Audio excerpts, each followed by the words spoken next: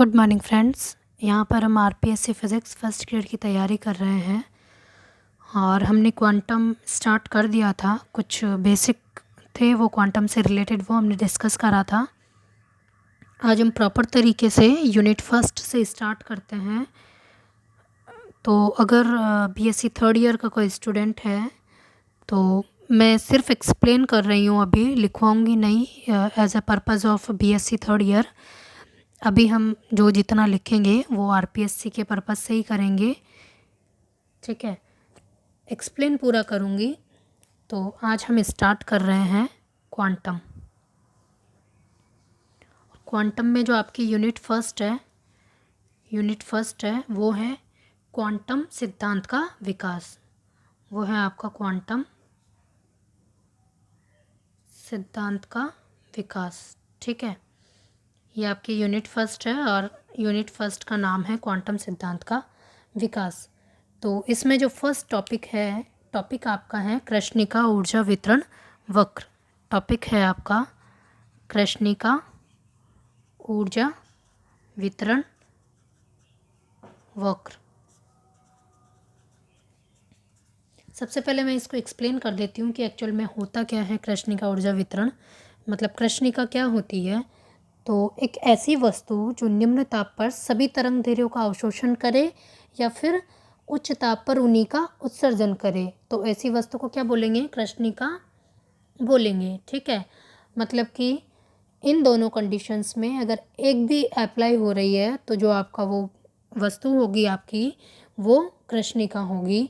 For example जैसे कि सन है, एग्जांपल के लिए क्या लेते हैं, जैसे सन है। सन क्या है? सन हमें क्या करता है? उच्च ताप पर विकिरणों का उत्सर्जन करता है, ठीक है ना। सन उच्च ताप पर विकिरणों का उत्सर्जन करता है। तो सबसे पहले देखिए यहाँ पर कि जो कृष्णिका अवशोषण गुणांक है वो ए से रिप्रेजेंट करते हैं। कृष्णिका अवशोषण गुणांक बराबर 1 होता है। अब ये 1 कैसे आता है वो देखिए। अगर आपतित ऊष्मा है, आपतित ऊष्मा क्यों, वह अवशोषित हमने मान ली क्यू ए। आपतित ऊष्मा क्यों और अवशोषित ऊष्मा क्यू ए। तो जो अवशोषण गुणांक है वो हो गया क्यू ए बाई क्यू। अब हम क्या कह रहे हैं कि ये दोनों क्या है? आपतित और अवशोषित इक्वल है। मतलब जितनी किसी ब्लैक बॉडी के अंदर जितनी जितनी ऊष्मा आपतित हुई है उतनी अवशोषित हुई है। तो अगर ये इक्वल है, क्यू ए बाई क्यू है, तो ये क्या हो गया? 1 हो गया। तो इस तरीके से यहाँ पर अवशोषण गुणांक 1 होता है। अर्थात जितनी ऊष्मा आपतित की जाती है उतनी ही अवशोषित कर ली जाती है, इसका ये मतलब है, ठीक है। नेक्स्ट एग्जाम्पल देख लीजिए आप। जैसे दीप का जल होता है, उसकी जो अवशोषण क्षमता होती है वो 96% होती है। दीप काजल की जो अवशोषण क्षमता होती है वो 96% होती है। अब देखिए जो कृष्णिका है वो देखिए कि क्या होता है। एक है, जैसे कि ये मैंने एक धात्विक गोला ले लिया है। कृष्णिका मैं आपको समझा रही हूँ, ये एक धात्विक गोला है। अगर हम कृष्णिका ऊर्जा वितरण वक्र को समझने के लिए देखिए, ये एक हमने धात्विक गोला लिया है और इसकी जो इनर वाली सरफेस है, अंदर वाली सरफेस है, उसको हमने ब्लैक कलर, मतलब इसको ब्लैक किया है। इनर सरफेस को हमने ब्लैक कर दिया है। ये देखिए ये जो इनर सरफेस है इसको हमने ब्लैक किया है। अब देखिए जो कोई भी काला पदार्थ लीजिए उसका लैप कर दिया है, उसके बाद धात्विक गोले को हम क्या करेंगे? टेम्परेचर देंगे। इस वाले गोले को हमने क्या किया? नियत टेम्परेचर दिया। अब देखिए यहाँ पर हमने क्या किया? नियत ताप पर गर्म करेंगे इसको, नियत ताप पर इसको गर्म किया। और ये क्या है? ये काले पदार्थ का लेप है, काले पदार्थ का लेप। और ये हमने एक लिया था धात्विक गोला। अब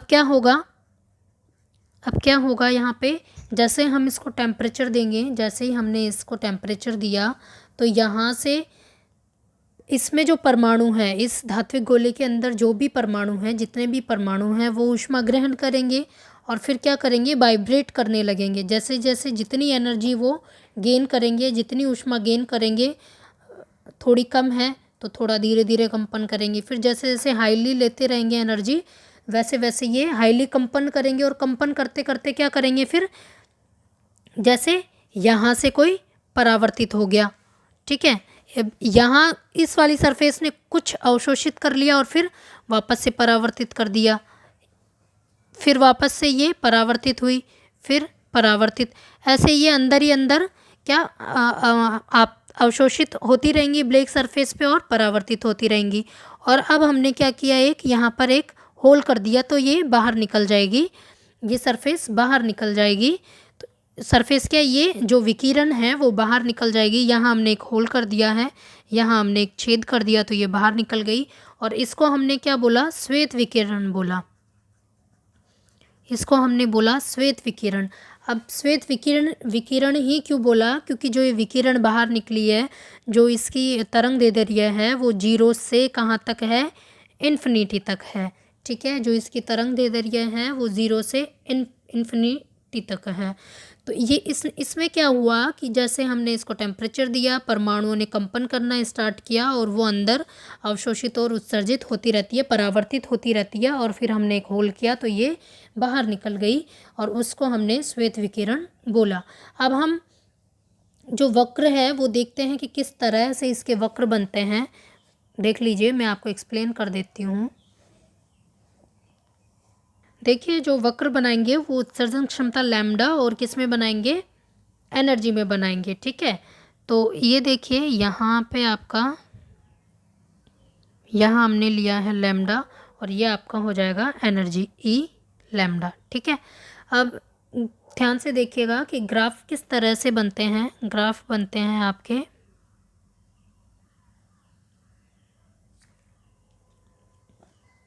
कुछ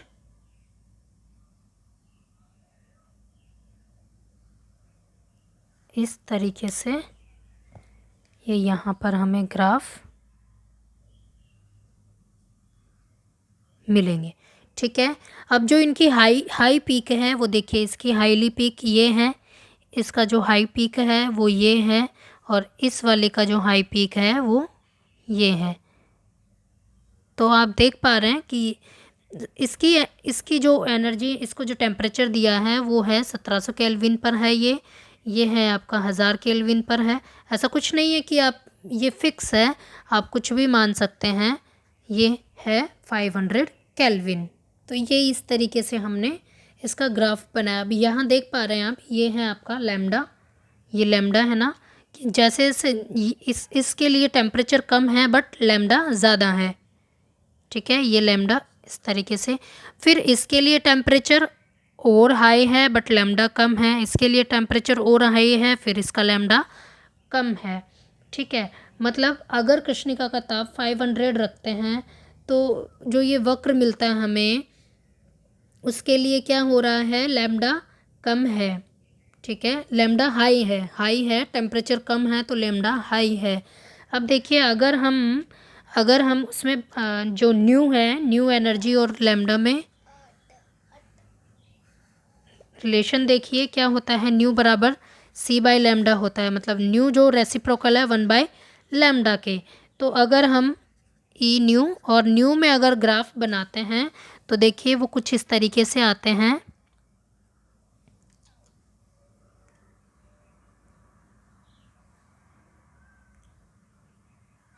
ये देखिए, ये थोड़ा नियर रहेंगे, वो कलर्ड पेन से बनने में सही से नहीं आ रहा है। इस तरीके से आप देखिए, जब न्यू के साथ हमने किया तो ये कुछ इस तरीके से आया है। मतलब रेसिप्रोकल आना चाहिए ना, न्यू रेसिप्रोकल है लैम्डा के, तो एकदम सही आया है। तो इस तरीके से ये आएगा। इसका टेम्परेचर 1700 है, इसका 1000 है, और इसका 500 केल्विन है, ठीक है। अब देखिए, इस वाले वक्र को देखिए कि कृष्णिका ताप अगर 500 रख रहे हैं हम, तो वक्र जो मिलता है वो हमें, चेक करो कि कहीं से टूटा हुआ नहीं है ना, कहीं से नहीं टूटा हुआ, मतलब जो वक्र मिलता है वो हमें सतत मिलता है। और अलग अलग लैम्डा के लिए ऊर्जा का मान अलग अलग है। इस वाले लैम्डा के लिए ऊर्जा ये है, इस वाले लैम्डा के लिए ऊर्जा ये है, और इस वाले लैम्डा के लिए ऊर्जा ये है, ठीक है। तो अलग अलग लैम्डा के लिए ऊर्जा अलग अलग है।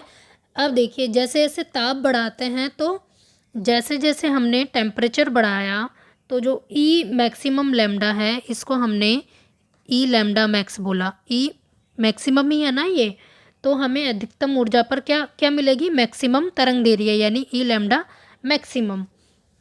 ठीक है, मैक्सिमम ऊर्जा पर तरंग दैर्घ्य, इसको हम बोलेंगे मैक्सिमम ऊर्जा पर तरंग दैर्घ्य, क्योंकि ये एनर्जी जो है वो हाई है और ये वाला जो तरंग दैर्घ्य है ये वाला पॉइंट है तरंग दैर्घ्य के लिए और ये एनर्जी के लिए, तो इसको हम बोलेंगे मैक्सिमम ऊर्जा पर तरंग दैर्घ्य। तो ताप बढ़ाने पर ऊर्जा धीरे धीरे, अब देखिए मैं एक फिक्स पॉइंट कर लेती हूँ, जैसे कि मैंने ये वाला फिक्स पॉइंट किया, इस पर इस पॉइंट पे इस पॉइंट पे इस पॉइंट पे देखिए एनर्जी ये है, फिर इसी पॉइंट पे देखिए एनर्जी ये है और फिर इसी पॉइंट पर देखिए एनर्जी ये है। मतलब अगर मैं लैम्डा फिक्स कर देती हूँ, अगर मैंने लैम्डा फिक्स कर दिया है तो एनर्जी तो फिर भी बढ़ रही है, एनर्जी तो फिर भी बढ़ रही है। तो इस ग्राफ से मतलब ये जो कृष्णिका ऊर्जा वितरण वक्र है, अभी ये मैं लिखवा देती हूँ, ये इस तरीके से बनता है। तो देखिए ये हमने कुछ ग्राफ के बेसिक चीज़ें थी वो हमने समझी है। तो अब मैं आपको जो नोट्स है वो दिखाती हूँ किस तरीके से आपको बनाने हैं। सबसे पहले टॉपिक डालिए, आप सबसे पहले क्वांटम डालिए और टॉपिक आप डालिए कृष्णिका का ऊर्जा वितरण वक्र, कृष्णिका का ऊर्जा वितरण वक्र, ब्लैक बॉडी रेडिएशन स्पेक्ट्रम। ठीक है, सबसे पहली बात जो मैंने आपको बताई है कि एक ऐसी वस्तु जो निम्न ताप पर सभी तरंग दैर्ध्यों का अवशोषण करे और उच्च ताप पर उन्हीं का उत्सर्जन करे, तो ऐसी वस्तु को हम कृष्णिका कहा जाता है। ठीक है, सेकंड आपका पॉइंट है कि कृष्णिका उच्च ताप पर जिन विकिरणों का उत्सर्जन करती है उन्हें श्वेत विकिरण कहता है। ये मैंने धात्विक गोले से आपको एक्सप्लेन किया कि जिनका वो उत्सर्जन कर रही है तो वो एक पॉइंट से बाहर निकली और उसी को हमने बोला श्वेत विकिरण। श्वेत विकिरण जो होती है उसका जो लैम्डा होता है वो 0 से इन्फिनिटी तक होता है। अब कृष्णिका के एकांक क्षेत्रफल व एकांक समय में उत्सर्जित ऊर्जा निश्चित तरंग दैर्घ्य परास में ई लैम्डा व लैम्डा के मध्य कृष्णिका ऊर्जा वितरण वक्र। अब देखिए यहाँ पे जो मैंने वक्र आपको उधर एक्सप्लेन कर ही दिया है, यहाँ पर एक बार और बना देती हूँ ताकि वो नोट्स में रहेगा। ये ई लैम्डा है और ये लैम्डा है, तो ये वक्र जो है वो इस तरीके से बनेंगे।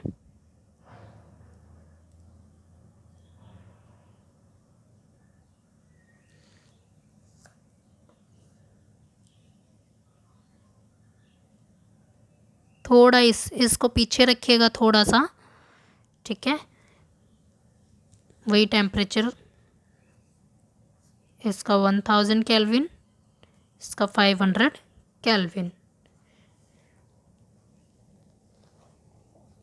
नेक्स्ट ई न्यू और न्यू में इसका जस्ट अपोजिट बन जाएगा, वो आप खुद से बना लीजिएगा।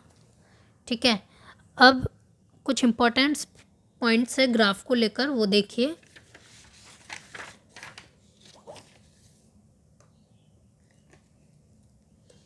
सबसे पहला पॉइंट है कि कृष्णिका ऊर्जा वितरण वक्र एक सतत वक्र होता है, जो कि हमने समझ लिया है कि हमारा वक्र जो है कहीं से टूटा फूटा नहीं है, तो वो एक कंटिन्यूअस वक्र है।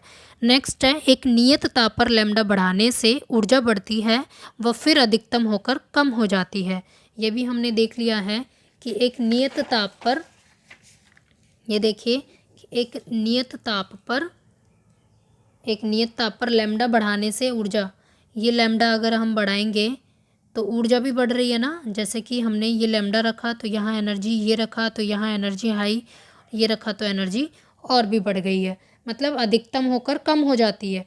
देखिए यहाँ मैक्सिमम लैम्डा हुआ, यहाँ मैक्सिमम एनर्जी हुई, देन फिर जैसे जैसे लैम्डा बढ़ रहा है, जैसे जैसे लैम्डा तो इस पॉइंट पे भी बढ़ा, फिर इस पे बढ़ा, फिर इस पे बढ़ा, तो वैसे वैसे क्या हो रहा है, एनर्जी कम हो रही है। लैम्डा तो क्या हो रहा है, बढ़ रहा है, लेकिन एनर्जी कम हो रही है। एक हाईली पॉइंट पे लैम्डा मैक्सिमम हुआ, एनर्जी मैक्सिमम हुई, देन लैम्डा बढ़ रहा है और फिर एनर्जी कम हो रही है। इसी तरीके से इसमें लैम्डा मैक्सिमम हुआ और फिर ऊर्जा कम हो रही है।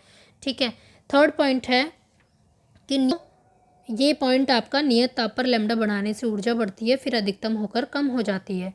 नेक्स्ट है एक नियत ताप पर अधिकतम ऊर्जा यानी ई लैम्डा मैक्सिमम जो है वो ताप के पंचम घात के समानुपाती होता है। ये इंपॉर्टेंट है, ये ध्यान रखिएगा कि जो ई लैम्डा मैक्सिमम है वो प्रोपोर्शनल होती है टी के पावर 5 के।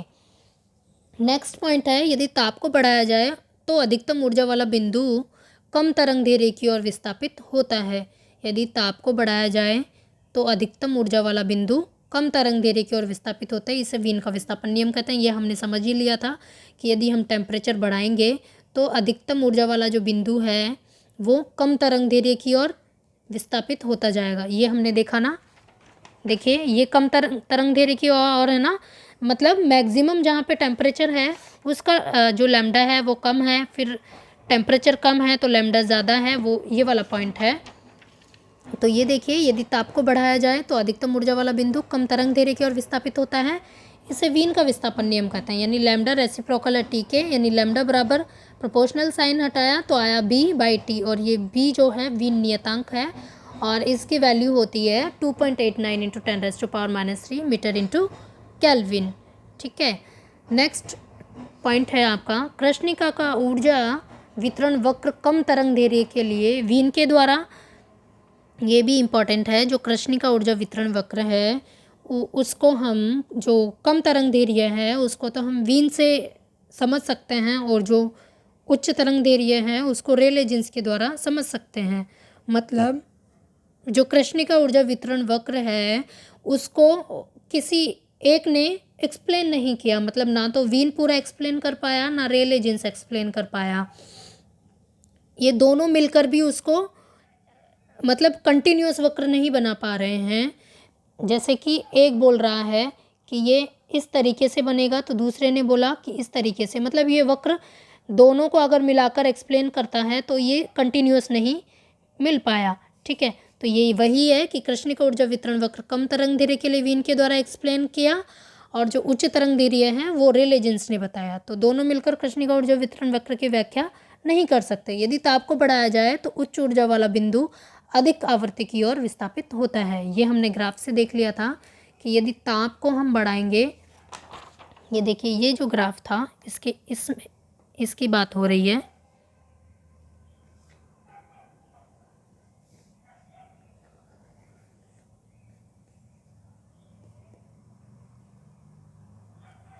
मतलब ये जो टेम्परेचर है वो हाईली टेम्परेचर है और जो न्यू है वो मैक्सिमम हो रहा है।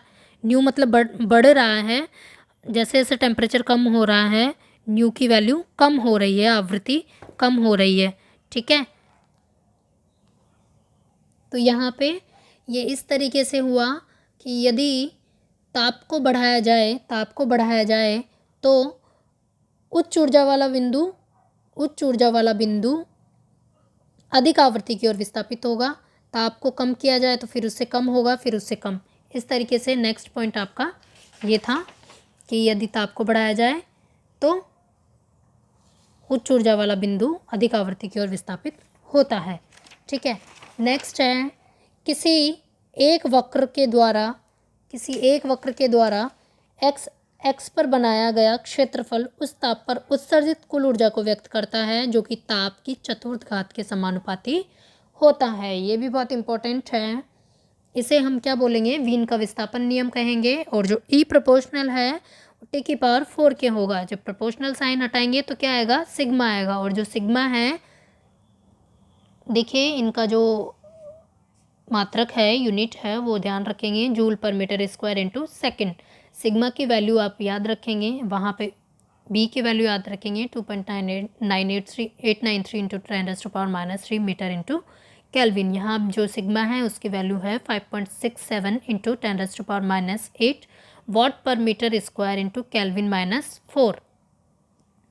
ठीक है, और जो सिग्मा की वैल्यू है ये हम निकालते हैं, अगर हम डेरिवेशन देखते हैं तो ये आता है, बट यहाँ पर हमें डेरिवेशन नहीं करना है, ये हम आरपीएससी के पर्पज़ से कर रहे हैं तो डायरेक्ट देखेंगे। सिग्मा की वैल्यू ये भी आपको डायरेक्ट याद रखनी है, 8/15 पाई की पावर 5 के की power 5 divided by h³ c³ into c/4 what पर मीटर स्क्वायर इंटू केल्विन की पावर -4। ठीक है, अब यहाँ पर जो ऊर्जा है वो विषरित विकिरण के रूप में है, जो एनर्जी आई है वो विषरित विकिरण के रूप में है। अब देखिए कि विषरित क्या होती है और समतल विकिरण क्या होती है, ये मैं आपको बता देती हूँ। देखिए विषरित, अगर विषरित विकिरण होती है तो वो होता है Cu/4, इसलिए हमने यहाँ पे C/4 से C/4 मल्टीप्लाई किया है, ठीक है। और जो U है आपका वो है ऊर्जा घनत्व। और जो समतल विकिरण होती है उसके लिए होता है, समतल विकिरण के लिए E बराबर Cu, ठीक है। अब नेक्स्ट लास्ट पॉइंट है वो लिखिए आप कि इन विकिरणों का स्पेक्ट्रम, ये भी बहुत इम्पोर्टेंट है, ये आई थिंक आरपीएससी में पूछा हुआ है। इन विकिरणों का स्पेक्ट्रम कैल्शियम कार्बोनेट